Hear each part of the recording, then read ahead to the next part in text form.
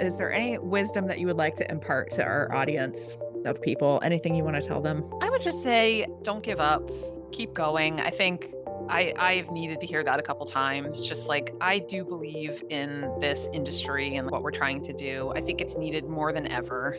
And Mm. I think there are a lot of obstacles in entrepreneurship that can make it sometimes feel a little bit overwhelming, but if you remember why you were interested in it in the first place and kind of keep that close to your heart while you're facing those challenging times, it really does help.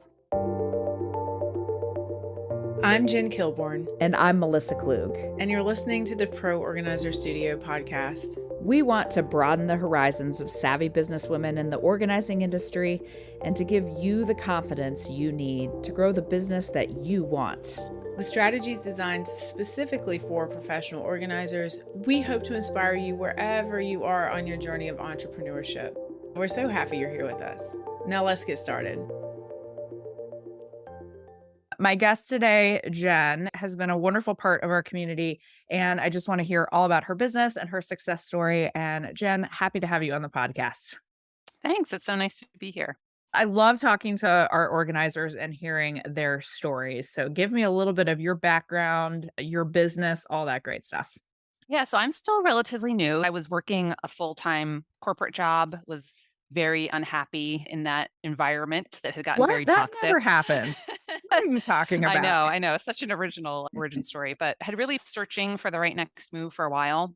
I'm not really like a woo-woo person, but I did like a vision board. I actually have it up right over here just to think about, what are all the things that I want to do in work? What are my skills? What are, the things that really like light me up and make me happy? And sat with it for a long time and couldn't really come up with something that like hit all the main points. And it was actually my mom who suggested organizing because I had her over and I had gotten these sort of like new racks for my laundry room and I Okay. organized all my overflow pantry stuff in there. And I was really geeking out over this. And she was kind of looking at me like she's not into organizing at all. And she was just like, have you ever thought about doing this? This isn't something everybody likes to do. And so then I kind of came back and looked at my vision board and I'm like, you know what? This fits. It really does. And so that's when I started kind of looking around for, well, how am I actually going to do this? It's a great idea. And that's when I found the course and I found you all and, just kind of decided to go for it. And so I started, doing the modules and really like learning a lot until I felt kind of confident enough to I quit my corporate job and my husband and I were like, "Let's go all in and try this." So Yes. I I told love myself, that. like, I'll give myself a year, Yep. and we'll see how it goes, and then we'll like reassess in a year. But it's been great. I mean, it's been quite a learning experience going Yes. from that corporate life to being an entrepreneur, but it's been very rewarding. I totally did the same thing in terms of I'm gonna give it a year and see what I could do because I think you have to give it enough runway because there are things you have to learn. There is some trial and error, and but that time gives you that leeway to be like, I know how to make this a success and here's how I'm going to go do it.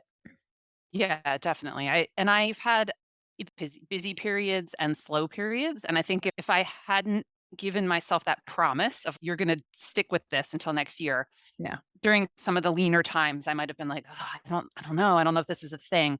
But like now I'm super busy again. So Yeah. it's like I'm spending this year learning all the kind of, seasonal aspects to it and my area and just there's a lot to learn and you have to give yourself time. Tell us a little bit about what those peaks and valleys were because I have them in my business too, but I'm always interested to hear like what are they in other parts of the world? Yeah, the biggest dip I've had so far has been at the end of the summer. So I live in Pennsylvania. It's very common for people to go to the shore the last 2 weeks of August before school starts. And I went away. I mean, so I was kind of expecting that and then into the beginning of the school year. So I would say like the last even 3 weeks of August and the first maybe week of September were pretty slow, where I was getting a little bit nervous. And I mean, I have a few clients who had bought bigger packages, so I was still working and doing things, but like in terms of bringing in new people, Yeah. it definitely was a little bit slower. But like I said, it's picked back up. So that's been so far the biggest dip. Yeah. Other than that, it's been pretty steady.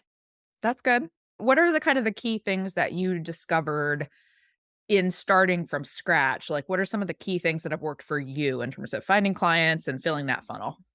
Yeah, I mean, it's Google Yeah. 100%. Like, I haven't had much luck from Facebook. I did join a bunch of groups, where you can sort of like promote yourself once a week or something like that. And I think it's been helpful in one sense for visibility, but it's really Google ads. Like Yeah.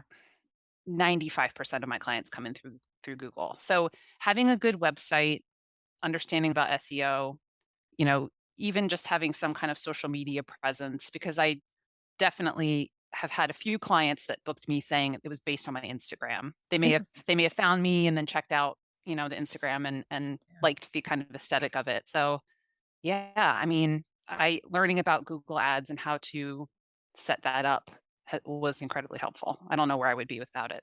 Do you mind telling people how much a month do you spend on Google Ads? That's a great question. I have experimented with a few different things. I feel like I spend a lot compared to like in the group on Facebook when I kind of see what people are spending. I'm spending a few $100s a month, Okay.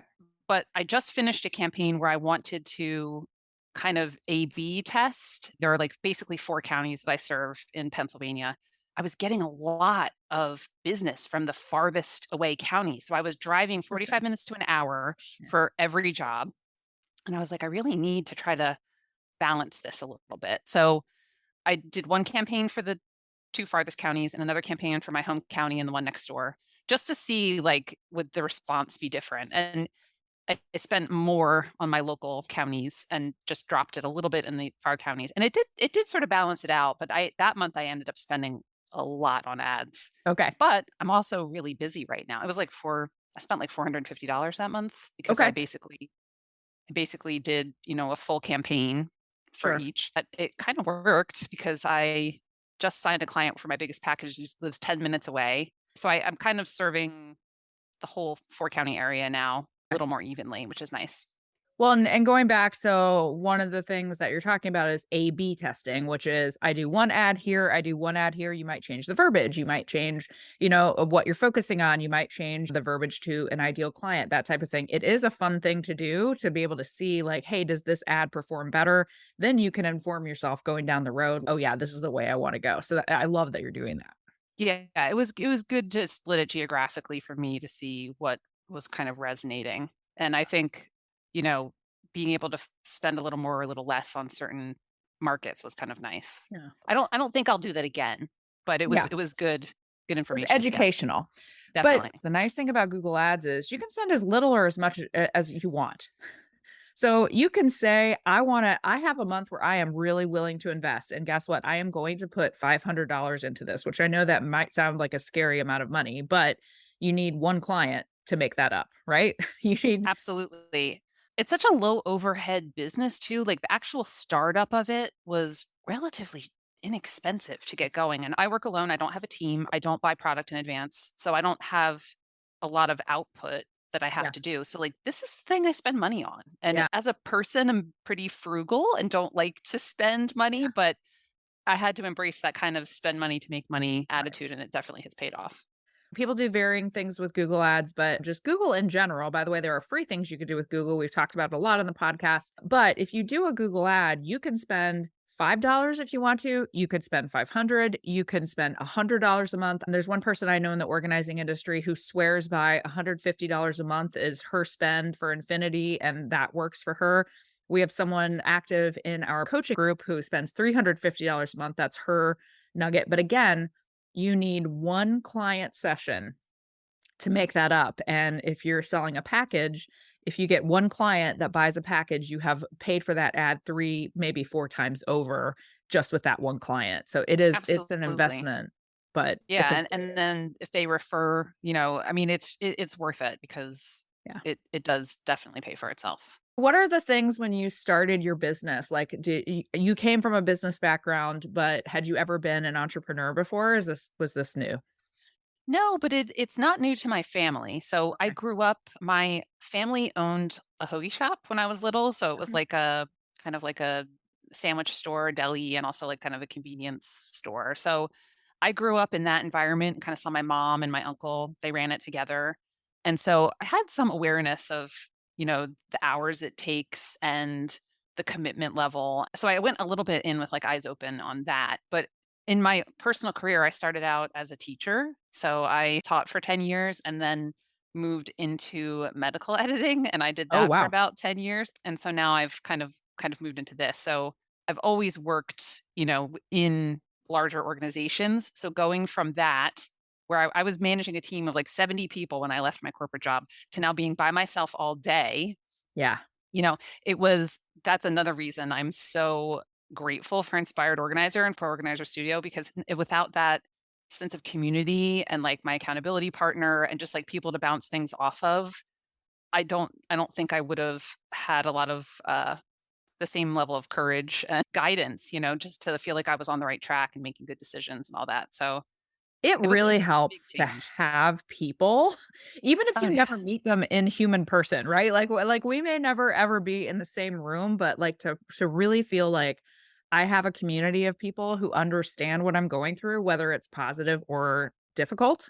And especially when you have like that one or two special people that you can be like, here is what is happening. And that is one of my favorite things. Oh, yeah. I waited a little bit to sign up for the accountability partner program, but I'm so glad that I did, because I think just we're in similar stages of our business, and so just having someone, even if it's like you don't have all the answers, I don't have all the answers, but let's brainstorm. Like, we've definitely given each other good ideas and just been a little bit of a cheerleader, and that Yeah. was very helpful.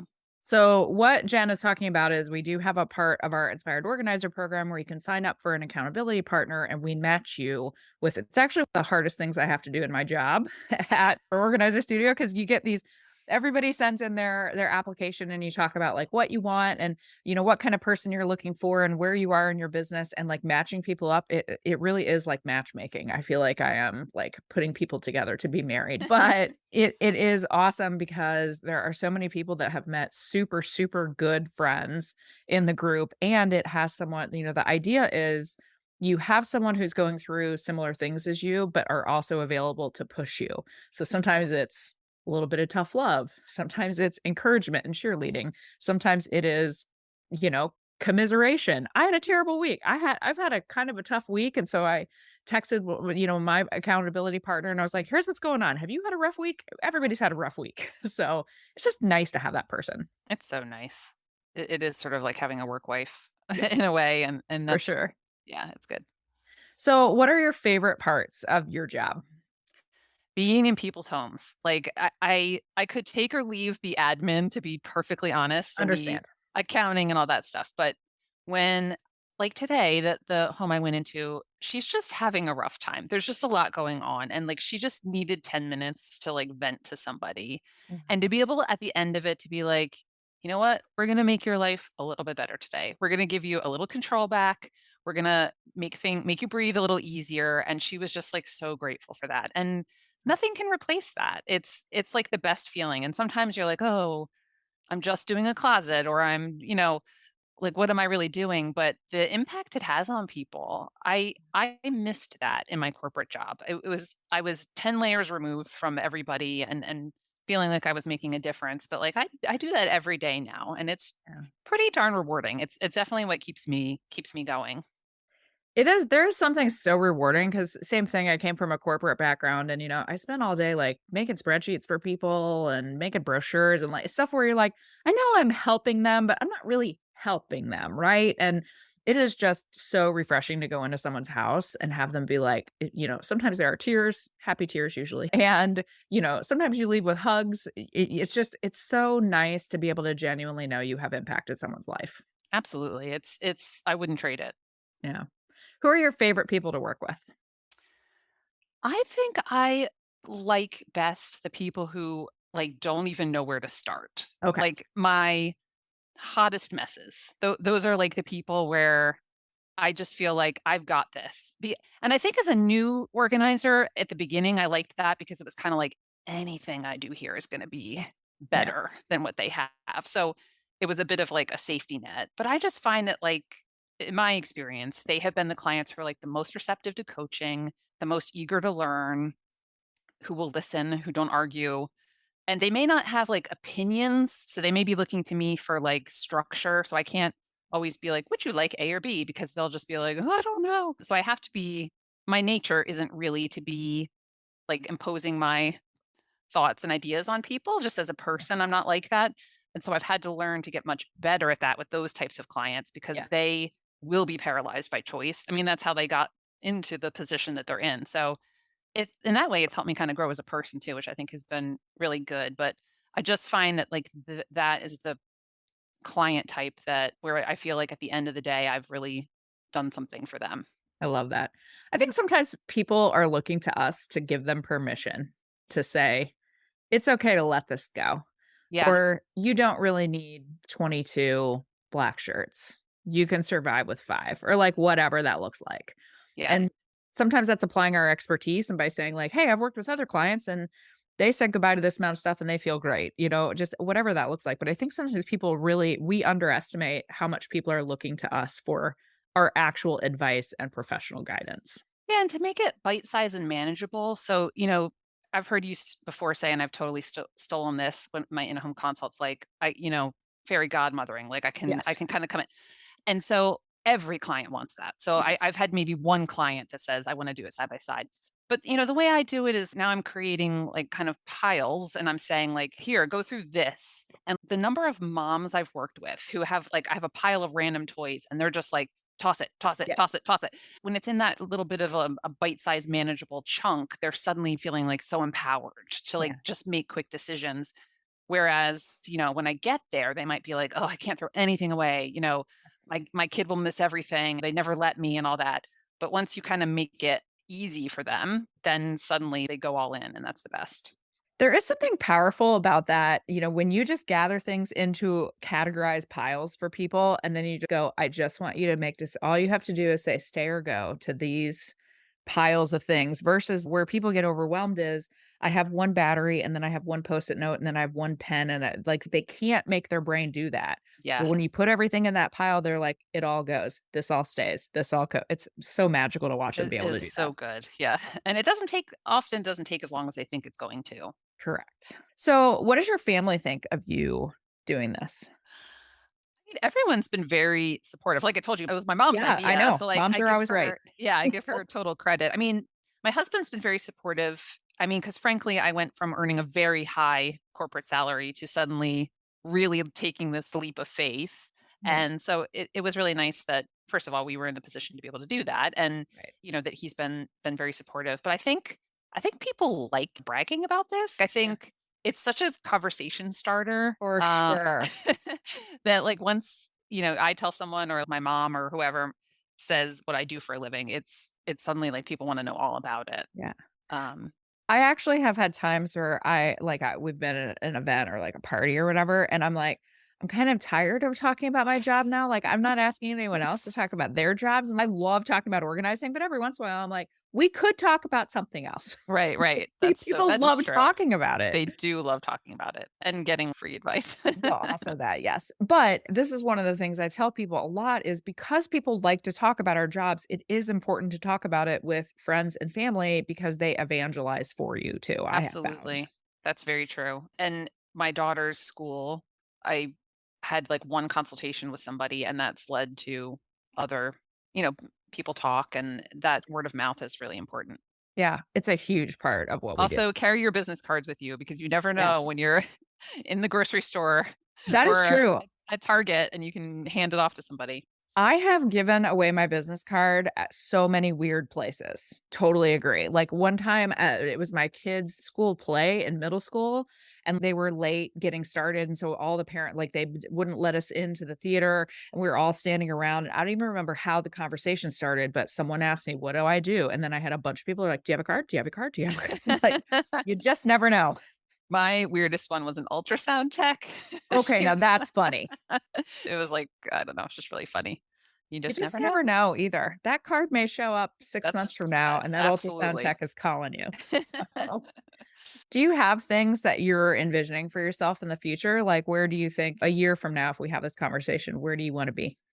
I don't know if I'll be there in a year, but I would like to have a team someday. Yeah. I think a small team. There have been a few jobs that I've taken on as a solo organizer where I thought, God, this would be so much easier if I Yeah. had just even one other person. Right. So that's something that's a long-term goal for me for sure, is Sure. to kind of build it up. Yeah.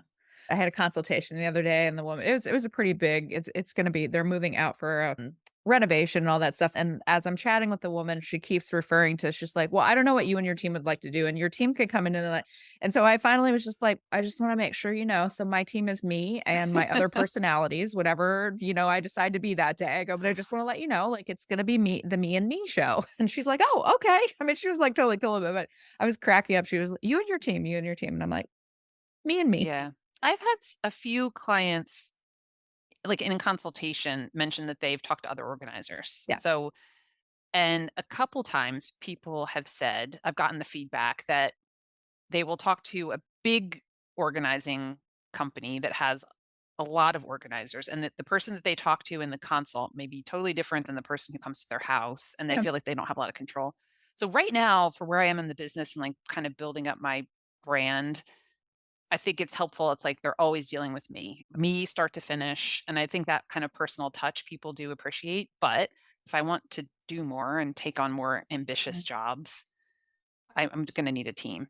And then the other thing that's sort of a dream is getting some kind of connection with like the pro sports teams in my area. So I've Oh, been thinking about interesting. this. So when after like every time like people are drafted and there's like things going on with like the Yeah. Philadelphia sports teams, I'm like, if I had an in with them, they're moving people around all Yes, the time. People constantly. are coming in and going and, you know, I don't know, these families have to like up and move to a different place and like Yeah. get things set up. And I thought, wouldn't that be great to be like the official professional organizer for X sports team, Uh, someone that they just call when they that is a heck of an idea. I love that idea. I know. I just again, I feel like that's the type of thing that probably would be a little bit easier with a team, but I think it's something I want to work toward. Yeah. I love Like that.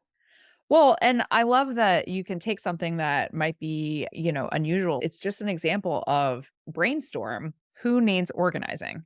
So I think look so. around Yeah. your area and say, "Hey, what are some things that I could think about?" And you just never know. Like you could end up pitching something and it ends up being an awesome thing.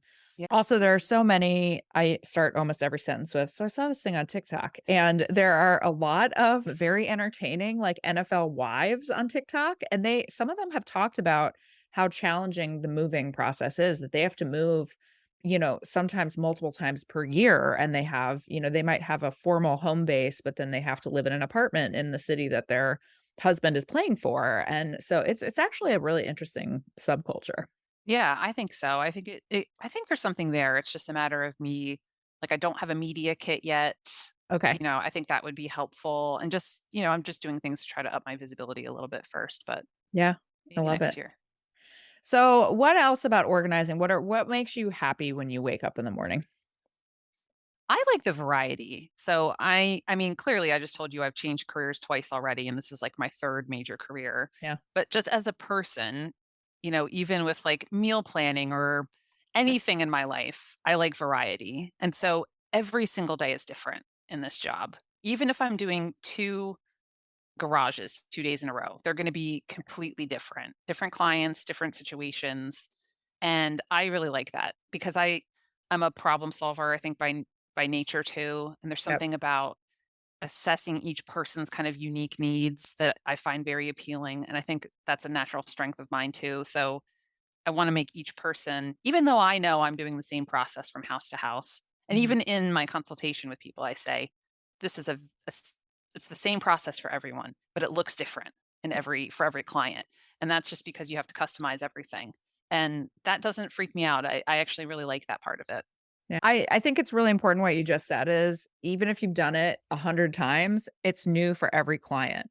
It doesn't matter if it's the same space. It doesn't matter if you're even working in the same house. Sometimes I find a client will have a really easy time with one part of their house and a really, really challenging time with another part of their house. And so you have to be on your toes, but it's in a good way, I think. I think so. I like thinking on my feet and having to Yeah. pivot and, that I think is something that excites me. And so I just like that it's so different day to day. And I mean, that can be hard too. So sometimes, I think about when I used to be a teacher and, when you're in year one of teaching, you're doing everything from scratch. You're creating all your materials, you're doing everything for the first time. By year five, you're like, okay, I know exactly what's coming next and I know what to do. I don't think that will ever totally happen in this job. I feel like in year 5, I'll still be having to be on my toes a little bit, but I Yeah. think that's what I kinda like about it. What I find is that I'm built on all of my skills, but I still learn things. Like, I still will have a client situation where I'm like, "Oh, I've never encountered that before. Interesting."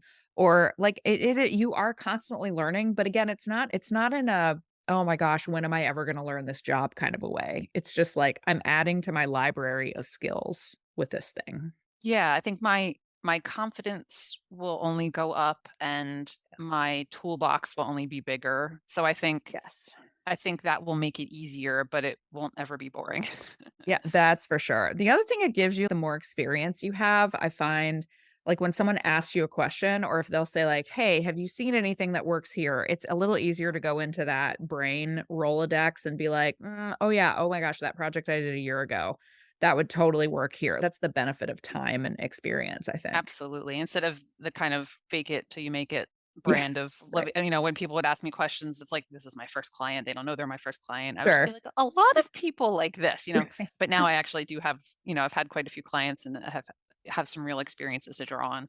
Well, I also think that the fake it till you make it thing is very important, and that's an important skill to have, especially when you're new. It absolutely is. And people shouldn't feel bad about it. Clients, they don't know any better. And you have the expertise. It's just, how you're presenting it. What is something that has surprised you about organizing, either owning your own business or just being an organizer? You know what actually has surprised me, or at least what I didn't expect? I get a lot of men contacting me.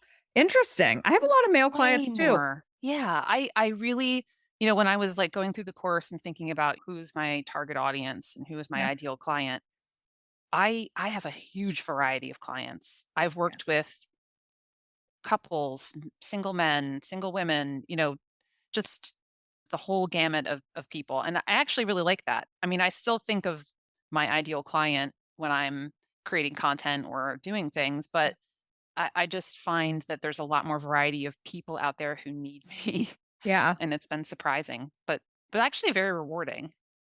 I actually really like I have a lot of men clients too, and some of them, like, in a couple of cases, I've talked about this one before, but I have a client whom I love, and he's a super high-powered attorney, like, makes really hard decisions and has really hard cases, but really needs help in his house and just is, like, really appreciative when I come in and fix something for him, and he just says, "I would never do this if you weren't here," and so I Yeah, think we forget sometimes that there are people that they could be exceedingly successful in their professional lives and still just really need help in their house.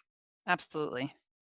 I love the same thing. I also have a variety of clients, and it's a good lesson too that you can craft your ideal client and say, "This is the avatar of my ideal client," but it doesn't mean that you will alienate anyone who doesn't fit that exact, type either. Yeah, absolutely. I think if you present as, like, just a genuine person too, that, like, that's attractive to people and to clients, and they want to trust you. They it's a lot to ask for help, and so I think if you, are just the kind of person who is coming at things with an open mind, I think people read that off of you. Yeah. I think that's the most important thing, and I tell people this a lot, especially on their websites. Make sure you, whomever you are, like, just make sure you shine through on your website because that's what people want. People want to see who is going to be coming into my house and, whatever your personality is, show that personality because it really makes a huge difference. Definitely, and I am shocked. This is actually I've been told this twice. I mentioned before about a few of my clients say like, "Oh, we're talking to, we're getting quotes from a few different people," which I always encourage because like you have to trust Totally. and get along with the person. One person said they felt like the organizing team came in and like really judged them and was like asking very pointed questions and, why are you doing things like this and that? And I just thought like that's such a shame Yeah. because it's such a vulnerable thing to ask for help. And, so I mean, I was really just hired on the fact that I was non-judgmental and was Yeah. like, "We've got this." I will frequently and I have clients pretty much all my clients will start out by being like, "I'm sure that you've never seen a disaster more than my house." And I will always tell them, I go, "I don't even need to see your house to know that it's not true." I Yeah. was like, I am certain that your house is not as bad as you think it is." And it sometimes just saying those things, sometimes making people feel like, "Hey, it's really okay." By the Yeah. way, even if you walk in and you go, "Whew, I'm not really sure what I'm gonna do here." If you make them feel good about their house and make them know that like, "Nope, this is no problem. We can totally tackle this." It makes a huge difference to them. It does, because 'cause they're already overwhelmed. They don't wanna see you be overwhelmed Yeah. too. So, as long as you're just projecting, like, a sense of calm and confidence, I Yeah. think that's what they need. The best part is too, when I really, really mean it, when I'm like, "No, your house is great. We just need to take it like this much, we got like this much work to do." And then they're like, "What? Are you kidding?" No, it's really okay. Yeah. So, but I definitely think that what you said about you're just going in there and you're trying to help them and they're overwhelmed and they don't know what to do. That is the best part about our job is being able to take that overwhelm away from someone. Absolutely. And I forget sometimes this isn't an inherent skill that people have because it does Yes. come naturally, but it's really valuable. And I think you asked before about family. My mother-in-law at first, she was supportive, but she was like, I can't believe people pay for that, you Yeah, my know? mother-in-law has that similar sentiment. And I love her. I mean, we get along great, but she's very blunt, Same. and and so sometimes I do feel that way. Like I'll be in the middle of a job and having like so much fun, and I'm like, I can't believe they're paying me to do Yeah, this. I know. My mother-in-law is also fairly blunt or she's not even blunt, she just says she doesn't have a filter is how we Straightforward. phrase it. It just Yeah. if it's in her brain, it is out of her mouth, and she said one time, like, "I'm not ever having you come over and help because I don't like people telling me what to do." And I'm like, "Well, here's the deal, that's not what I do." I go, "I don't go into people's houses and tell them what to do." That's like a very, like that's it's not what organizers do at all. Like, I think she just envisions I go in someone's house and I yell at them to get rid of all their things. And I'm like, that is Like not you're what I the do. Gordon Ramsay of organizing or something. Yes. Like, that is not how it works. That's a great analogy. I'm just gonna start yelling at people like Gordon Ramsay does. So well, is there any wisdom that you would like to impart to our audience of people? Anything you want to tell them? I would just say, don't give up. Keep going. I think I've needed to hear that a couple times. Just like I do believe in this industry and what we're trying to do. I think it's needed more than ever. And Mm. I think there are a lot of obstacles in entrepreneurship that can make it sometimes feel a little bit overwhelming. But, if you remember why you were interested in it in the first place and kind of keep that close to your heart while you're facing those challenging times, it really does help. Yeah.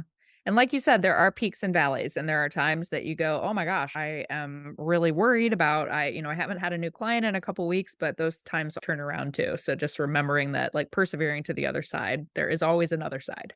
Absolutely. Wonderful. Well, where can people find you on the internet? Yeah, so my business is called Splendid Spaces Organizing. So I'm at splendidspacesorganizing.com and at Splendid Spaces Organizing on Instagram. All right, fabulous. Well, we're excited to connect with you. Thank you for talking to us today. Yeah, I thanks, Melissa. love That was great. love hearing people's stories. Seriously, I could do this all day, every day, just chatting to people about their Well, so businesses. many of us owe so much to you, and so thank you for everything you do for us as organizers too, because it's just much appreciated. That's very kind. I genuinely love helping people do this. It just makes me happy every day. It's why I get up in the morning to be able to help people. So thank you. Thanks so much. Da, da, da, da.